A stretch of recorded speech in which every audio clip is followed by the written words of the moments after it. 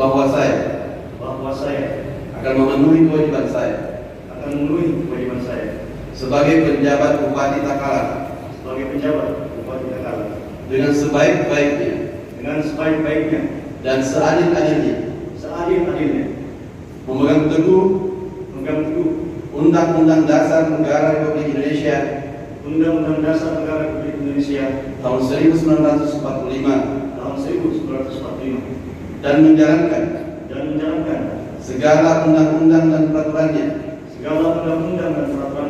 dengan seluruh-seluruhnya serta berbakti kepada masyarakat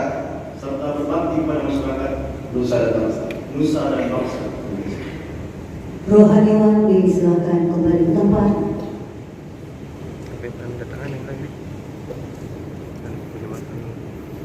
Penanda tanganan berita acara Sumpah Jabatan.